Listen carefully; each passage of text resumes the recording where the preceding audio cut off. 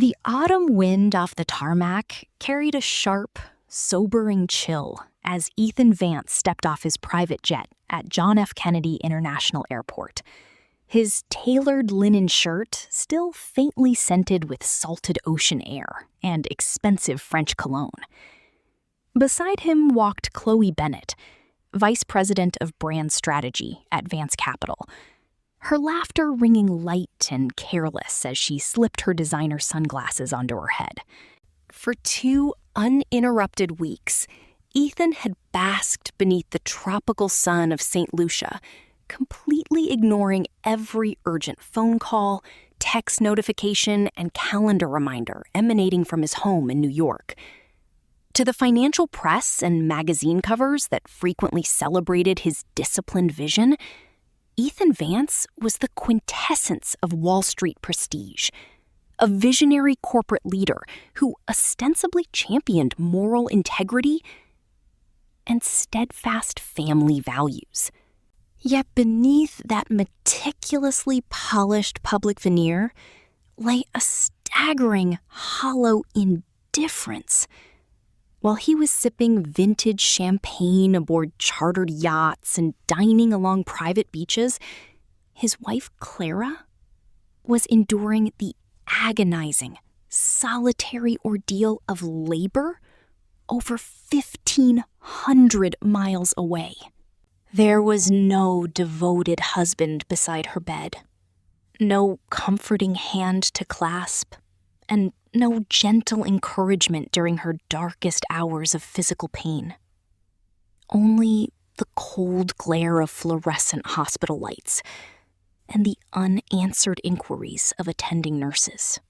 As Ethan stepped into the waiting black Escalade, completely unbothered by his lingering silence, he remained entirely blind to the profound emotional reckoning that was silently waiting to dismantle his carefully constructed empire of unchecked arrogance.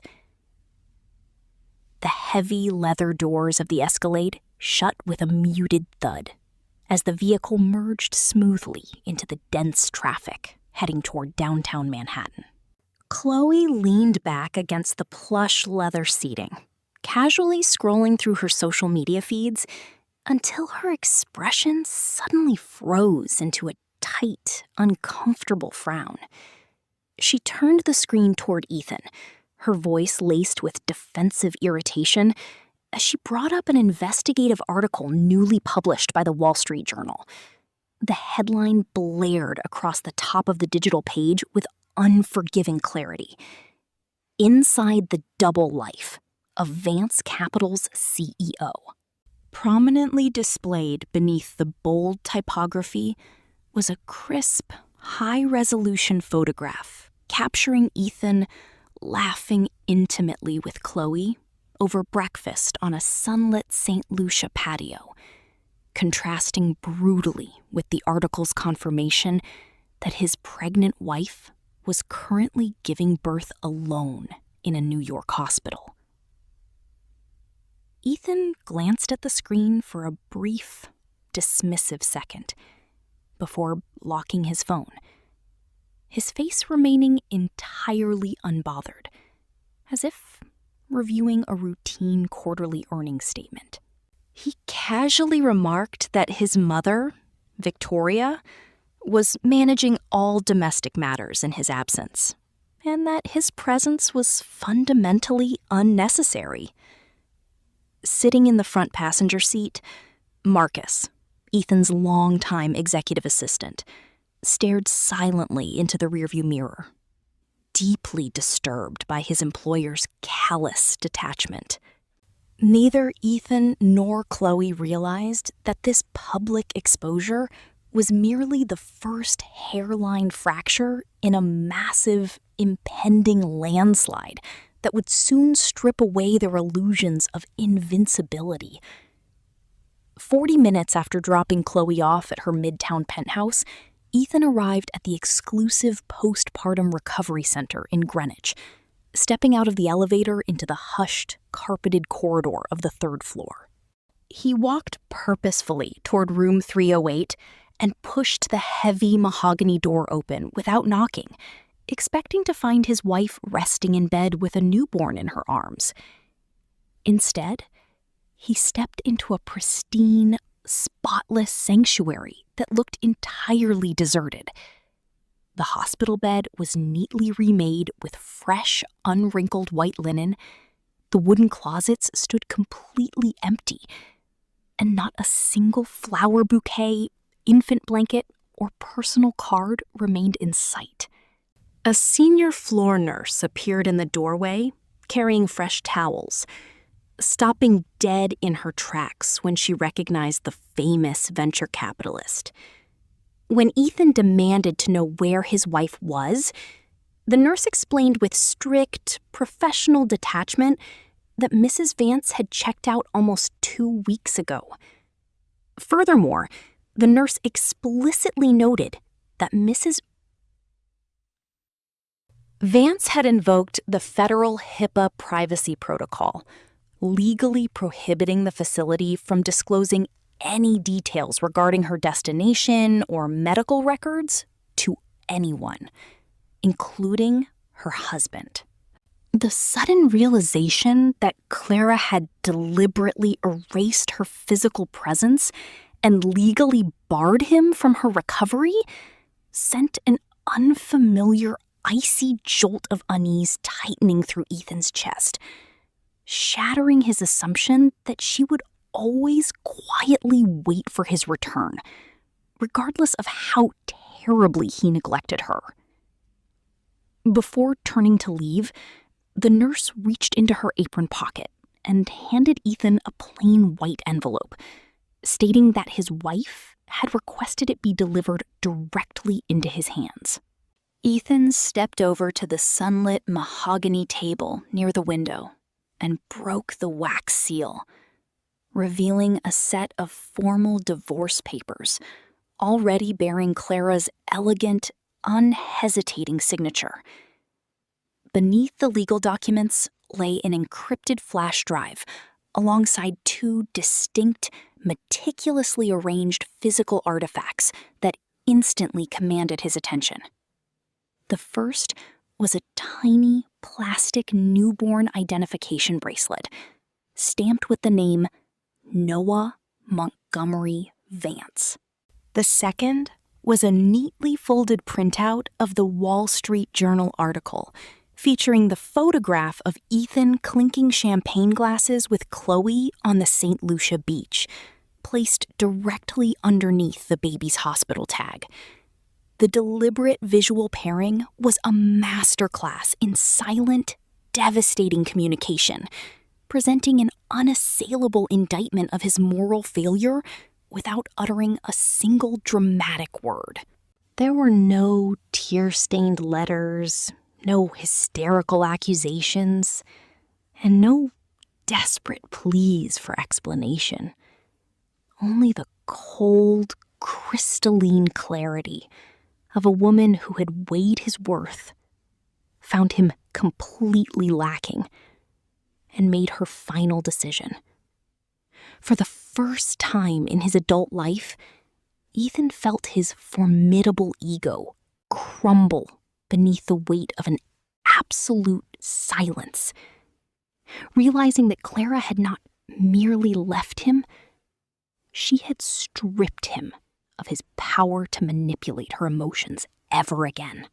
As Ethan walked out to the parking garage, his phone chimed with an incoming call from his mother, Victoria.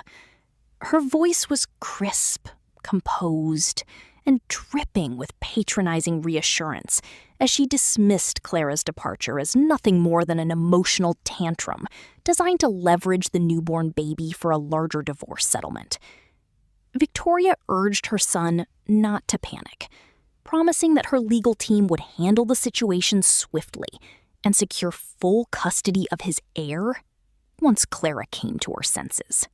Ethan listened quietly, allowing his mother's flattering narrative to soothe his wounded pride and restore his sense of unassailable entitlement. He folded the divorce papers once, handed the envelope back to Marcus without reading the attached legal disclosures, and instructed his driver to proceed directly to the corporate headquarters of Vance Capital. With an upcoming $300 million institutional fundraising round scheduled for that afternoon, Ethan convinced himself that business must take absolute precedence over domestic melodrama. He walked into the glass tower with his head held high, fully believing that Clara was merely throwing a temporary fit and would eventually return to his side once her financial reserves ran dry.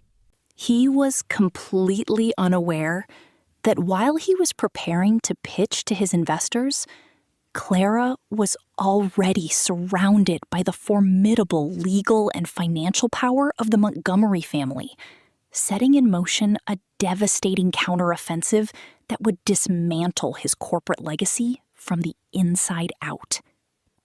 Under the cold, unrelenting glare of fluorescent hospital lights, Clara spent 11 agonizing hours laboring entirely alone, framed by the rhythmic, mechanical hum of vital monitors. The contractions swept through her weary body like relentless ocean waves, each pang testing the outer limits of her physical endurance while highlighting the vast, empty space on the visitor's chair beside her bed. Whenever attending nurses quietly inquired if her husband was en route from his business trip, Clara simply closed her eyes and shook her head, choosing dignity over fruitless explanations. Yet, when the sudden, piercing cry of her newborn son finally filled the delivery room, a profound emotional shift crystallized within her soul, dissolving every lingering trace of self-pity. As the nurse placed the fragile, warm bundle of new life against her chest, Clara looked down into baby Noah's clear, innocent eyes and felt an overwhelming wave of fierce maternal clarity. The tiny infant's arrival officially snuffed out the last dying spark of hope she had held for Ethan's redemption, transforming her heartbreak into an impenetrable fortress of maternal resolve.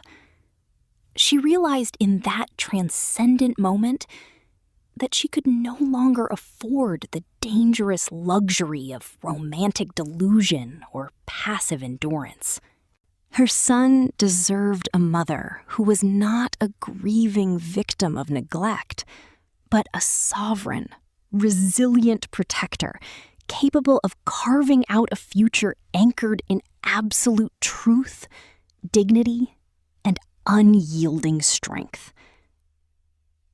Looking down at Noah's peaceful face, Clara silently vowed that his life would never be defined by his father's absence, but rather by the unbreakable love and unshakable power of the woman who brought him safely into this world. The following morning, Victoria Vance entered the postpartum suite wearing a tailored cashmere coat and an air of aristocratic superiority, carrying a lavish floral arrangement that looked more suitable for a corporate lobby than a new mother's bedside. Without inquiring about Clara's physical recovery or offering a single genuine word of grandmotherly affection towards sleeping baby Noah, Victoria pulled a thick, leather-bound folder from her designer handbag. Placing the prepared divorce settlement on the bedside table, Victoria urged Clara with honeyed condescension to sign the paperwork immediately to avoid public scandal and secure a quiet departure. However, Clara's sharp financial mind, honed through years of corporate analysis, remained razor-sharp despite her physical fatigue.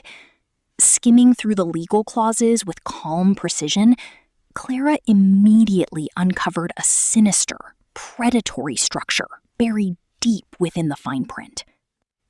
The agreement had been insidiously rewritten to assign several high-risk financial liabilities, shell company loan guarantees, and over-leveraged debt obligations of Vance Capital directly onto Clara's personal name, effectively positioning her as a sacrificial liability shield for the firm.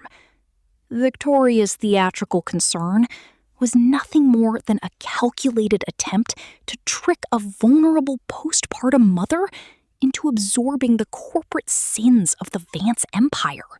Clara looked up from the document, her calm gaze holding an unyielding power that caught Victoria off guard. Without raising her voice, Clara closed the folder, slid it back across the table, and coldly refused to sign, proving to her manipulative mother-in-law that her quiet grace was not weakness, but the impenetrable armor of a brilliant woman who would never be exploited again. After Victoria departed in an indignant huff, the room fell into a profound, healing quiet, punctuated only by baby Noah's soft, rhythmic breathing. Clara picked up her personal smartphone, her fingers hovering over a contact number she had not dialed in 8 long, painful years. 8 years earlier, she had walked away from the prestigious Montgomery estate in a fit of youthful pride, determined to build an independent life alongside Ethan and prove her family's warnings wrong. Taking a deep, grounding breath that cleansed her spirit of pride and shame, she finally initiated the call. The phone rang only twice before a deep, familiar voice answered on the line. Before Clara could formulate a formal apology or articulate her sudden vulnerability, her father, Arthur Montgomery, spoke with a gentle, resonant warmth that instantly dissolved years of painful distance. "Clara, my sweet girl," Arthur said softly, omitting any hint of past judgment, "I told you so" bitterness, or lingering resentment. He did not ask about Ethan, nor did he demand an explanation for her long silence. Instead, he simply asked the only question that truly mattered to his loving heart. "Where are you and my grandson?" Hearing her father's unconditional love wash over her bruised soul felt like a soothing balm on an open wound, awakening Clara to the sacred truth that true family does not demand perfection as a prerequisite for shelter. In that quiet, emotional reconciliation, Clara realized that the unbreakable bridge back home had always been waiting for her, ready to wrap her in absolute safety and unwavering grace. Less than 30 minutes after Arthur hung up the phone, the heavy double doors of the recovery suite opened to reveal Harrison Montgomery, Clara's older brother, flanked by 2 discreet, highly trained family security officers. Dressed in a sharp charcoal suit that reflected his formidable standing as a senior litigation partner, Harrison crossed the room in swift strides, gathering his sister into a fierce, protective embrace that silently erased 8 years of separation. After gently kissing newborn Noah's forehead, Harrison picked up the rejected divorce document left behind by Victoria, his sharp legal mind instantly dissecting the predatory clauses and fraudulent debt assignments. His expression hardened into cold steel as he identified the blatant attempt at corporate fraud and spousal exploitation, immediately recognizing the existential threat posed to his sister's financial autonomy. Without hesitation or theatrical anger, Harrison pulled out his encrypted satellite phone and executed a series of swift, decisive directives. He instructed the family legal team to place immediate restrictions on all joint trusts, while discreetly coordinating with the hospital administrator to execute a secure, confidential discharge under an encrypted alias. Within minutes, the security detail escorted Clara and baby Noah out through a private executive elevator directly into a waiting armored sedan. As the vehicle glided away from the hospital perimeter, completely hidden from Vance Capital's surveillance, Clara leaned back against the plush leather seating, feeling the suffocating shadow of the Vance family evaporate into the crisp autumn air as she stepped back under the invincible protection of the Montgomery legacy. Arriving at the sprawling, oak-lined Montgomery estate in Greenwich, Clara was welcomed home with quiet, tearful warmth by her father, Arthur, whose gentle embrace restored a long-lost sense of absolute sanctuary. Later that evening, inside the quiet confines of the estate's private library, Harrison presented Clara with a secure, encrypted laptop containing internal corporate communications discreetly retrieved from Vance Capital servers. As Clara scrolled through the digitized archives, her eyes paused on an internal memorandum approved directly by Ethan just weeks before her delivery, bearing the cold title, Clara Exit Strategy. The document detailed a sinister, calculated corporate roadmap designed to isolate Clara immediately following the birth of their child, leveraging her postpartum vulnerability to transfer toxic debt obligations off the firm's balance sheet, while protecting Ethan's public reputation during his upcoming fundraising round. Reading Ethan's own words, characterizing her not as a beloved wife or the mother of his child, but as a temporary, disposable liability shield, shattered the last remaining fragment of emotional grief within Clara's heart. It was not mere neglect or tragic distraction. It was a cold, premeditated betrayal, executed by a man who viewed human commitment as a transactional commodity. A serene, unshakable clarity settled over Clara's spirit as she looked across the mahogany desk at her brother and father.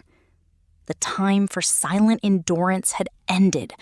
She was fully ready to unleash the full, unyielding force of truth, justice, and absolute legal retribution upon the arrogant conspirators who had dared to mistake her quiet grace for defenselessness.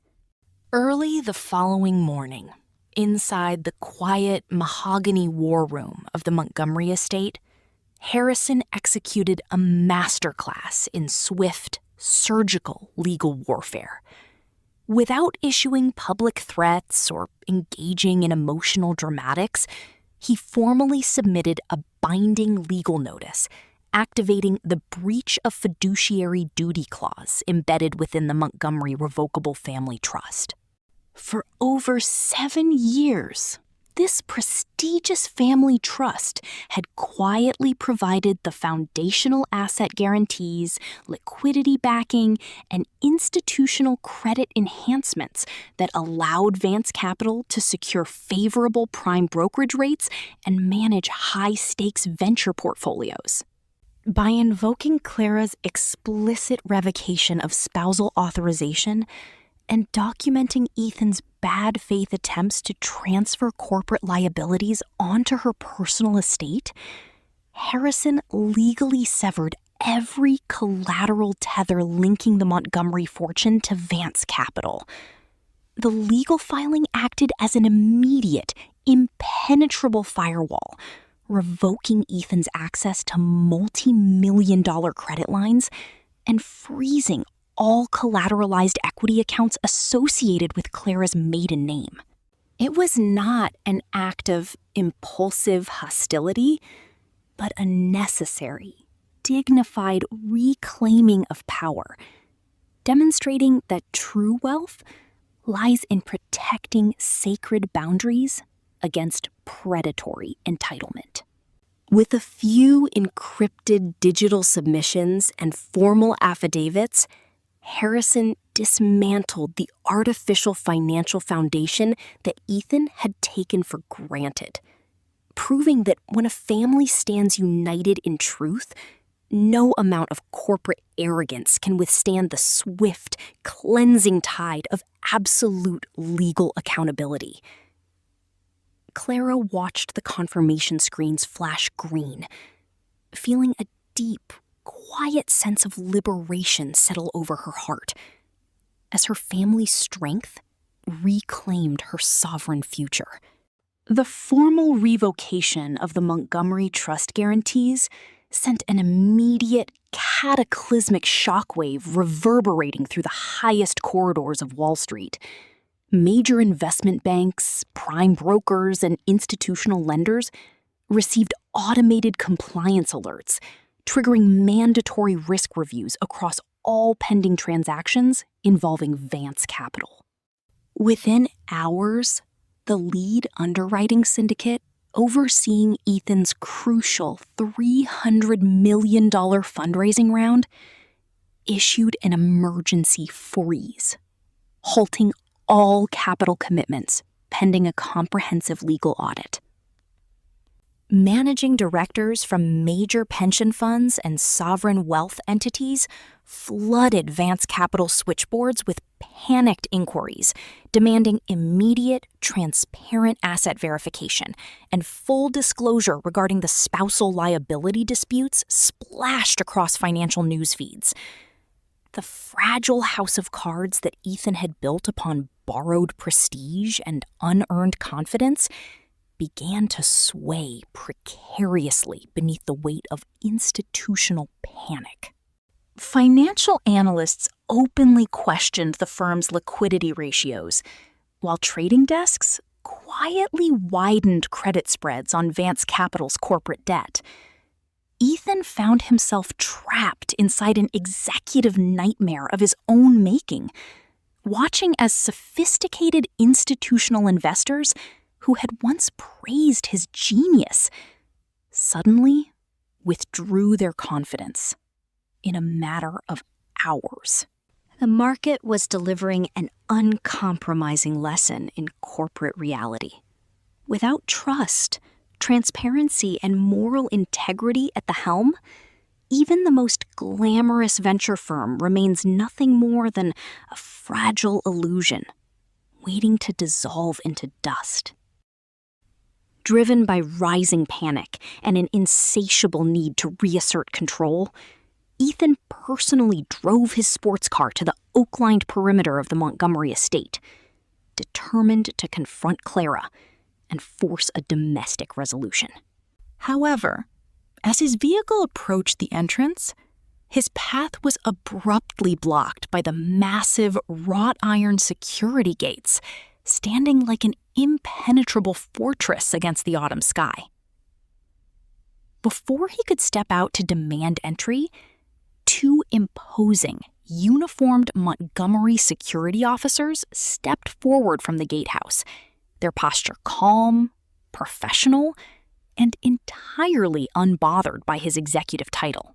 When Ethan angrily demanded to see his wife, asserting his marital rights with loud, entitled indignation, the lead guard fixed him with a cold, unblinking gaze.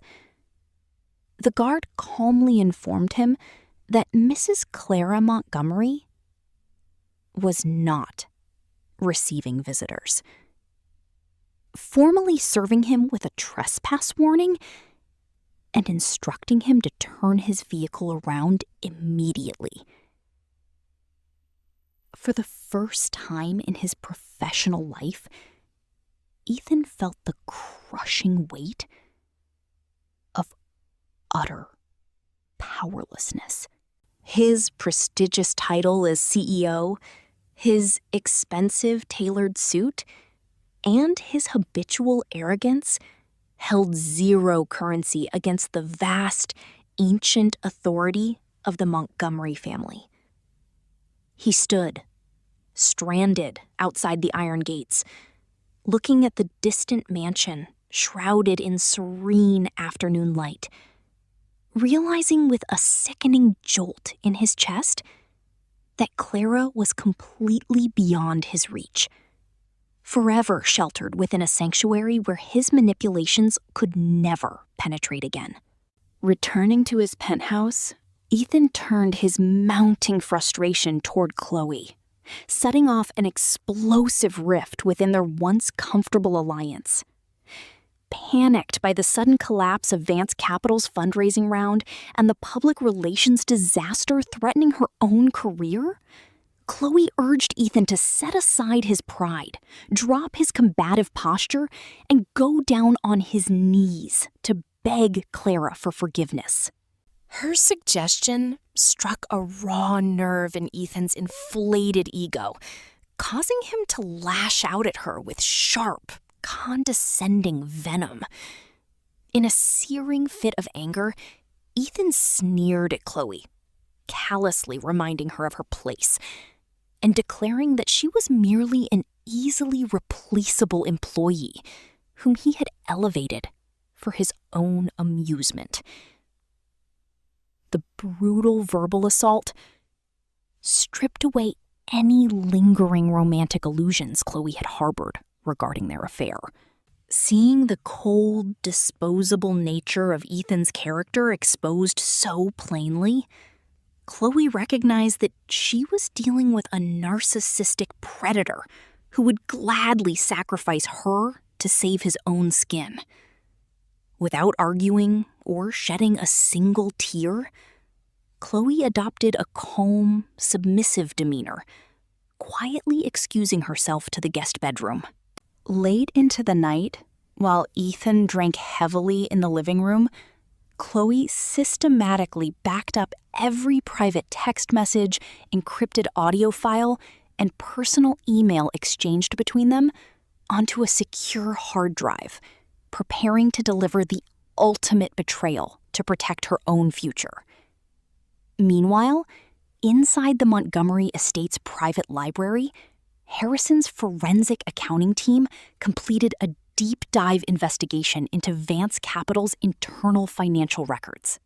Spreading detailed flowcharts and bank statements across the mahogany conference table, the lead investigator presented Clara with a shocking discovery that altered the entire legal landscape. Over $12 million had been systematically siphoned out of Vance Capital's primary operating accounts over the preceding 24 months, funneled through a network of opaque shell consulting firms registered directly under Victoria Vance's maiden name. The unauthorized transfers had been quietly inserted into routine administrative payment packages, exploiting Ethan's reckless habit of auto-stamping and batch-approving financial documents without reviewing line items. While Ethan believed he was running a titan of Wall Street, his own mother was quietly looting his company's capital from within, leaving his digital signature on every fraudulent authorization. Clara looked at the damning evidence, feeling no malice, but rather a profound, sobering clarity regarding the deep-seated decay infecting the Vance family.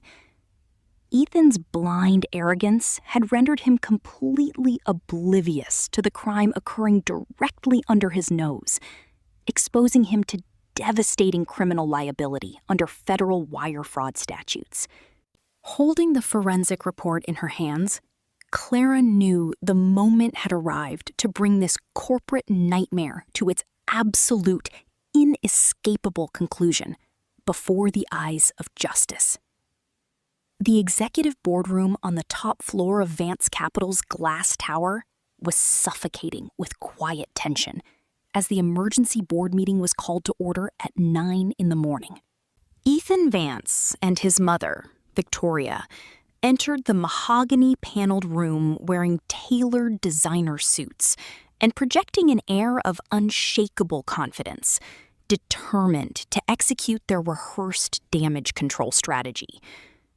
Basking in years of unchecked corporate authority, Ethan took his seat at the head of the polished conference table, offering smooth, dismissive explanations regarding the recent institutional financing hold.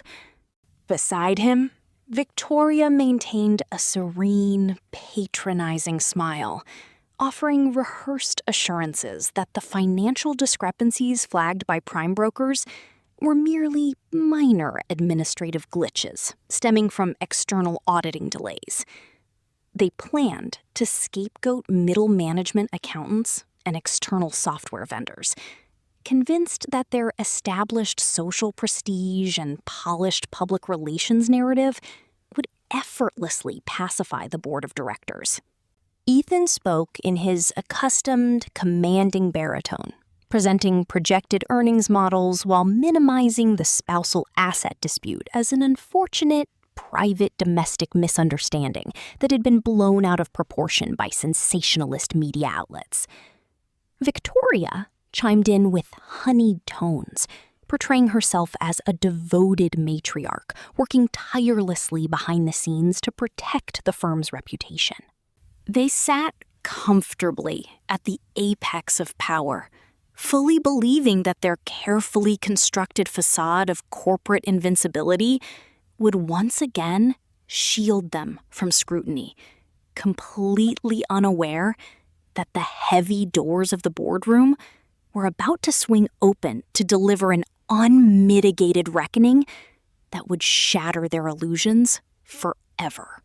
Just as Ethan raised his hand to call for a formal board vote to reaffirm his executive authority, the heavy, frosted glass doors at the rear of the boardroom opened with a quiet, commanding click.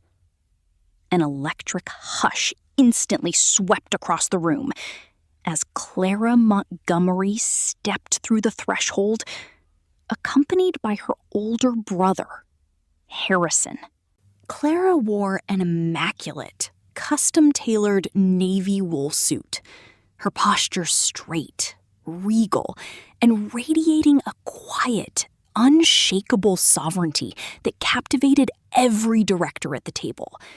Her clear, luminous eyes held a profound, calm intelligence, completely obliterating the malicious rumors Ethan had discreetly circulated, claiming she was suffering from severe postpartum depression, emotional instability, and cognitive fog. Beside her stood Harrison, his formidable presence as a senior litigation partner exuding the unyielding strength of an immovable fortress. Clara walked fluidly down the center aisle, without a trace of hesitation, her calm confidence commanding immediate respect from everyone present. Ethan's face drained of color as his mouth parted in sheer, unadulterated shock, while Victoria froze in her leather chair, her patronizing smile vanishing into a tight mask of panicked disbelief. The vibrant, majestic aura of a sovereign female leader filled the room, completely dismantling Ethan's deceptive narrative in a single breathtaking instant and proving before the entire board that the woman he had dismissed as a fragile victim was, in truth, an invincible force of absolute truth and dignity. Without granting Ethan a single moment to recover his shattered composure, Harrison stepped toward the primary projection console, plugging in a secure, encrypted flash drive containing their forensic accounting audit. High-definition monitors surrounding the boardroom flashed to life, displaying intricate financial flowcharts, bank routing numbers, and shell company registry documents that laid bare a systematic corporate embezzlement scheme. Harrison addressed the board in a clear, authoritative tone, detailing how over $12 million had been illicitly funneled out of Vance Capital's primary operating reserves over 2 years. The funds had been routed into offshore entities registered directly under Victoria Vance's maiden name, executed through fraudulent consulting invoices that exploited Ethan's reckless habit of auto-stamping and batch-approving administrative packages without reviewing line items. Audible gasps echoed across the conference table as directors leaned forward to inspect the immutable forensic logs, cryptographic signatures, and bank trail records. The undeniable evidence transformed the room into a hall of absolute corporate accountability, exposing Victoria as the chief architect of an illegal looting operation and revealing Ethan's staggering negligence as CEO. Every slide displayed on the wall struck like a sledgehammer against their corporate defense, turning their rehearsed lies into a public exposure of felony wire fraud, corporate identity theft, and gross breach of fiduciary duty before the highest governing body of Vance Capital. Victoria clutched her pearl necklace with trembling hands, while Ethan stared at the screen in horror, realizing his own signature had been weaponized to destroy him. Overwhelmed by public humiliation and watching his executive power evaporate, Ethan slammed his fist onto the table and rose from his chair, his face contorted in a desperate, furious rage. He pointed a trembling finger at Clara, roaring loudly that she was executing a petty, vengeful vendetta designed solely to destroy his life's work out of spite. Clara did not flinch, raise her voice, or retreat behind a facade of sanctimonious martyrdom. Instead, she met his wild, desperate gaze with a serene, penetrating eye contact that silenced the entire boardroom. Speaking in a calm, crystalline voice that resonated with absolute moral authority, Clara stated firmly, "This is not revenge, Ethan. This is karma and unyielding legal justice." She paused, letting her words settle over the room before continuing with uncompromising clarity. "I refuse to play the role of a holy martyr who quietly forgives a predator who willingly stripped away my child's future and tried to turn me into a sacrificial shield for corporate fraud." Her declaration was a masterclass in self-respect, drawing an impenetrable line between empty sentimentality and righteous accountability. She refused to allow him to manipulate her morals or minimize his crimes behind pathetic emotional accusations. Clara made it abundantly clear that protecting her son, defending her legacy, and holding criminals accountable was not bitterness, but the highest duty of a mature, sovereign woman living in absolute truth and dignity. The chairman of the board called for an immediate emergency vote, and within seconds, every single director raised their hand in unanimous agreement to strip Ethan Vance of all executive authority and place him on permanent administrative leave. Before Ethan could speak, the boardroom doors swung open a second time, revealing federal special agents from the Securities and Exchange Commission, alongside federal prosecutors from the Department of Justice. The lead agent stepped forward and formally served Victoria Vance with an arrest warrant for federal wire fraud, grand larceny, and corporate money laundering, instructing officers to escort her from the premises.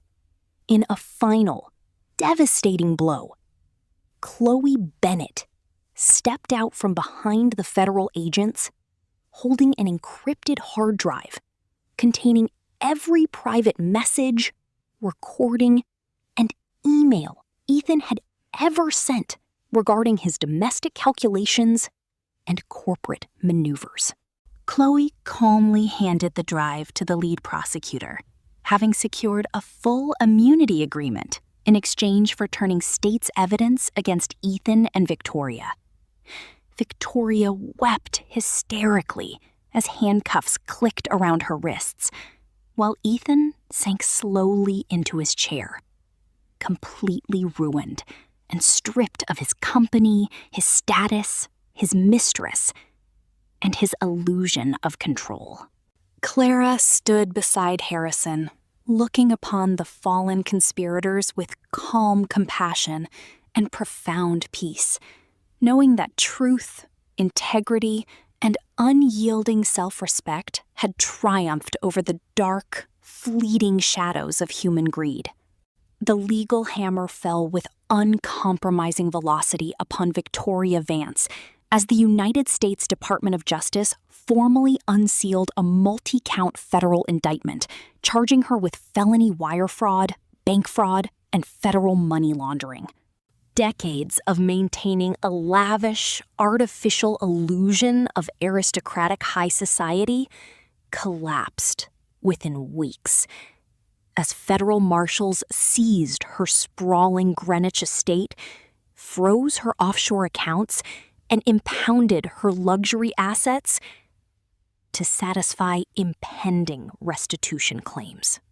Stripped of her social standing and abandoned by the country club elites who had once courted her favor, Victoria was forced to surrender her passport and wear an electronic GPS ankle monitor while awaiting criminal trial in federal court.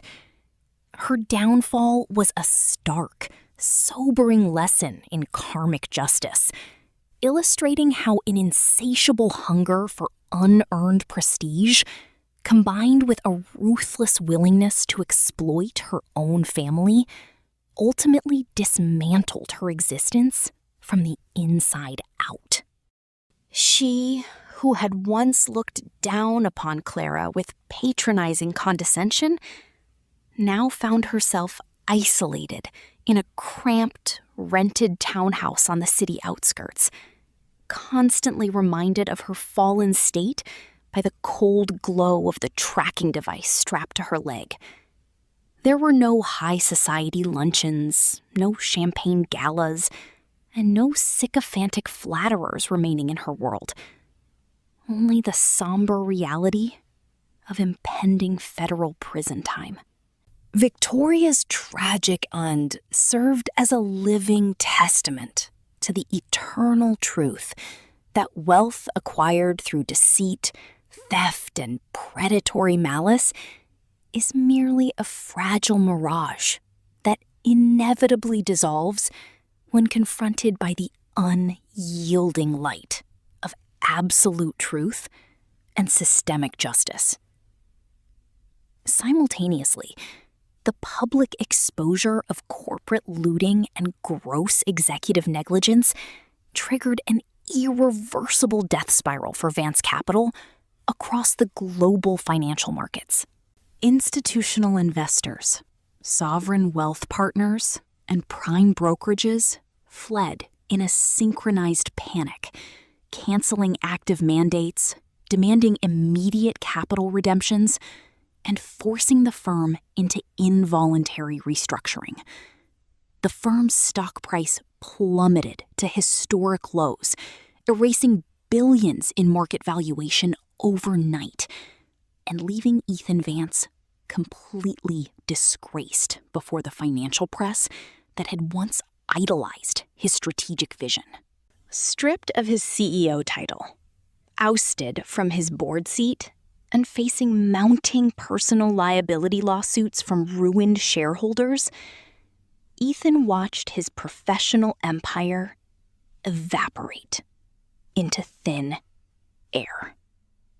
The prestige, influence, and unbridled arrogance that had defined his identity for over a decade vanished, leaving him drowning in a sea of personal bankruptcy proceedings and legal defense costs.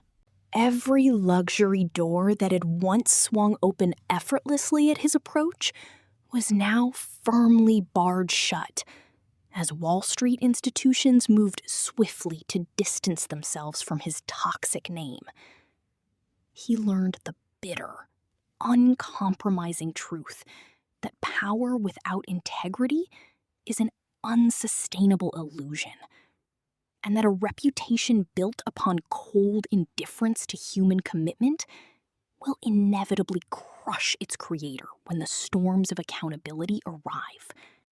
Ethan stood alone in his empty Midtown office, looking out over the Manhattan skyline he had once dreamed of dominating, completely ruined, bankrupt, and stripped of the delusional grandeur that had blinded him to his own moral decay.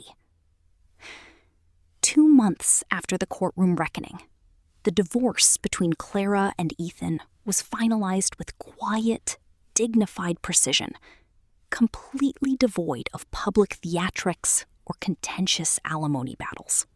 Clara requested nothing beyond what legally belonged to her, choosing complete emotional freedom over material litigation, while Ethan agreed to every term without protest. On a crisp, late autumn afternoon, at Ethan's quiet request, they agreed to meet one final time at a secluded waterfront cafe, overlooking the serene expanse of the Hudson River. When Ethan walked toward the table, Clara barely recognized the man she had once married. The polished, sharp-suited CEO had been replaced by a hollow shadow of his former self. His face was lined with deep exhaustion, his shoulders slouched beneath an unpressed wool coat, and the piercing, arrogant certainty that had once defined his gaze was completely gone, replaced by a quiet, haunted sadness. For several long minutes, they sat across from each other in silence as the cool river breeze rustled the fallen golden leaves around them. Ethan broke the quiet first, his voice raspy and stripped of all executive bravado, as he offered a subdued, heartfelt apology for his staggering blind spots, acknowledging that his obsession with success had blinded him to the priceless treasures he was discarding. Clara listened calmly, her face reflecting a peaceful, unshakable poise that proved her soul was entirely healed from the scars of his betrayal. Reaching slowly into his coat pocket with a trembling hand, Ethan placed a tiny pair of blue knitted baby socks onto the wooden tabletop between them. He swallowed hard, explaining in a quiet, broken murmur that he had purchased them at a resort boutique in St. Lucia before his world shattered, intending to bring them home after his vacation. Clara looked down at the delicate woolen socks for a long, reflective moment, feeling no surge of anger, bitterness, or lingering grief. Instead, she gently placed her fingertips against the socks and softly pushed them back across the table toward him, meeting his eyes with a calm, penetrating grace that carried absolute moral clarity. Clara spoke words that would stay with him for the rest of his life. Noah has everything he needs, Ethan. She paused, letting the profound truth fill the air between them, before continuing with quiet, unshakable dignity. You think you lost a company, but you lost far more than wealth. You lost the people who truly loved and trusted you unconditionally. Her statement was not delivered as an attack or a weapon of revenge, but as an undeniable, compassionate truth that stripped away his last remaining defenses. Ethan bowed his head in quiet shame, unable to meet her gaze, as the crushing weight of her words settled into his chest, confirming that no belated gesture or material apology could ever mend the sacred trust he had so carelessly shattered. As Clara quietly rose from the table, adjusting her coat with effortless, regal grace, she offered Ethan a final, peaceful blessing, wishing him the wisdom to one day become a man worthy of self-respect. She turned and walked gracefully toward the awaiting Montgomery security vehicle, her posture straight, commanding, and radiating an unshakable inner peace. Ethan stood motionless by the riverbank, watching the black sedan merge smoothly into the Manhattan traffic until its taillights disappeared into the golden afternoon haze. In that final, quiet moment of departure, Ethan experienced the true, terrifying cost of his lifelong indifference. He realized that Clara was not merely leaving his presence, she was stepping permanently out of his life, taking with her the radiant warmth, loyalty, and quiet strength that had once anchored his world. She was free, completely unburdened by hatred or resentment, embarking on a brilliant new chapter of motherly joy and self-sovereignty. Meanwhile, Ethan was left standing alone in the cold autumn wind, surrounded by the hollow ruins of his ruined ambitions, fully awakened to the painful truth that the greatest tragedy of human life is realizing the value of love only after your own arrogance has cast it away forever. Clara leaned back against the plush leather seat of her car, looking down at a picture of baby Noah on her phone, her heart overflowing with deep, everlasting peace. The golden autumn sunlight washed across the rolling green lawns of the Montgomery estate in Greenwich, enveloping the historic sanctuary in a soft, restorative warmth that seemed to banish every lingering shadow of past betrayal. Joyful laughter once again echoed freely through the sunlit corridors and high-ceilinged rooms, replacing the heavy, uncertain silences of former months with a vibrant symphony of domestic peace and familial love.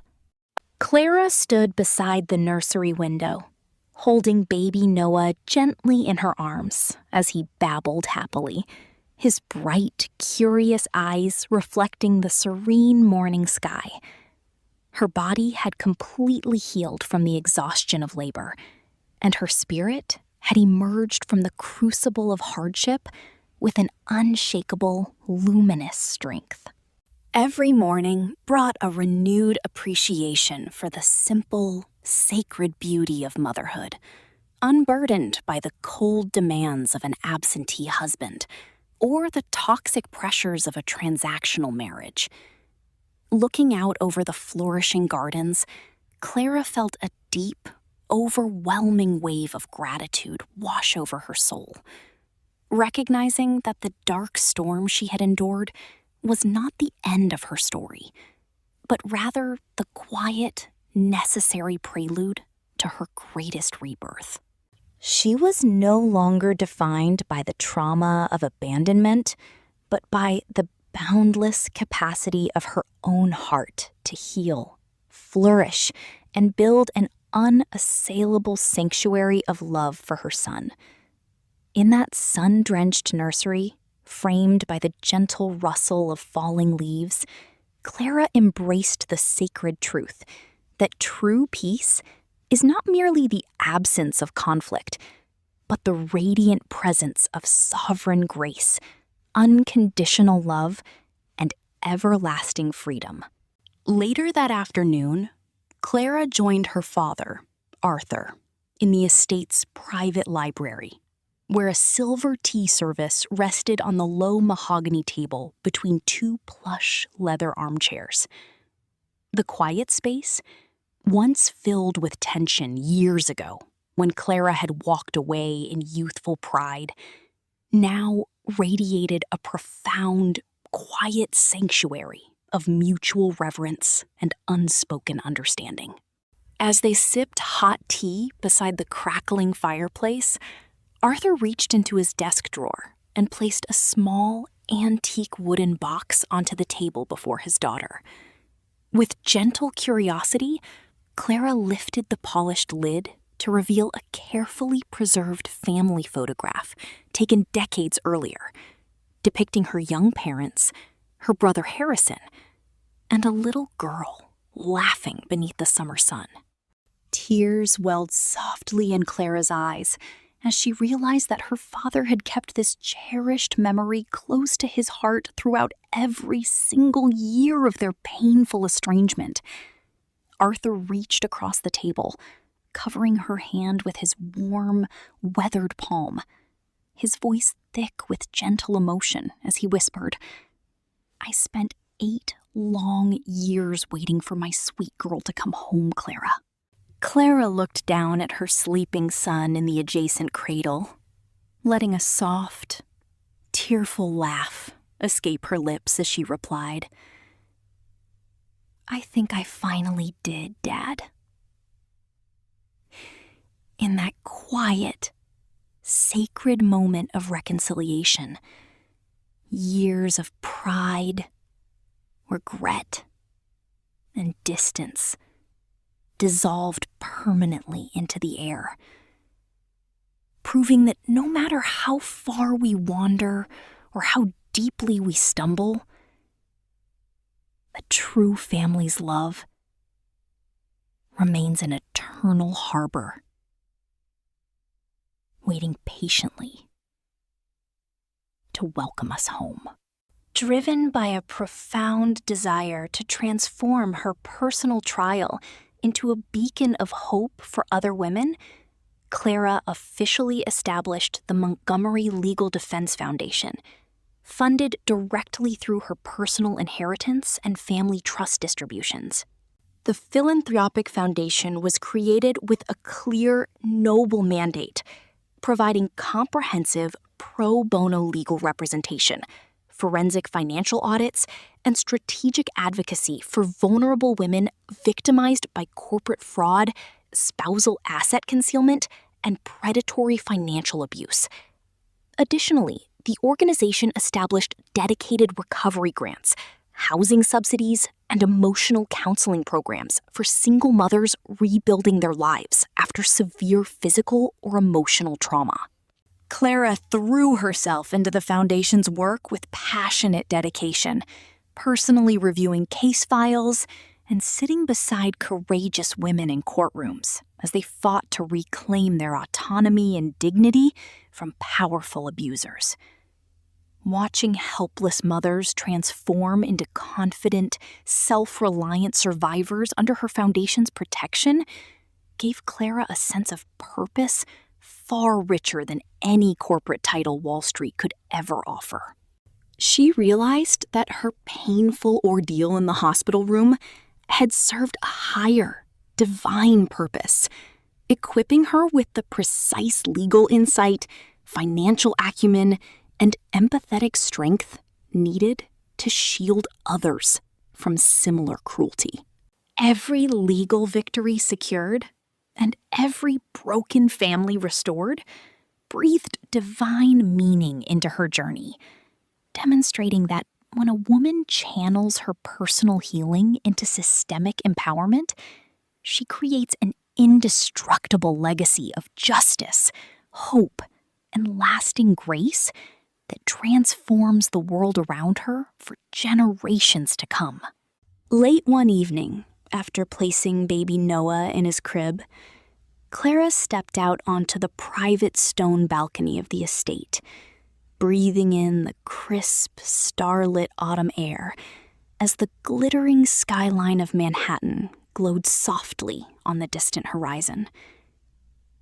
Looking out over the sprawling city, where she had once fought so desperately to preserve a hollow, dying marriage, a profound, crystal-clear wisdom washed over her spirit.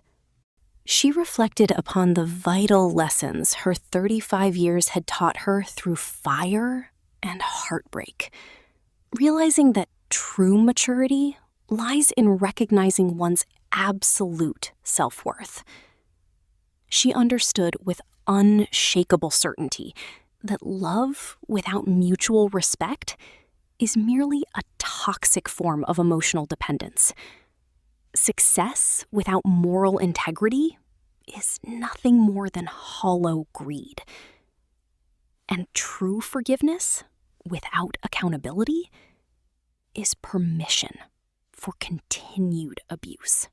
She had nearly traded her dignity, her peace, and her financial security to maintain a relationship that had spiritually ended long before the divorce papers were ever drawn up.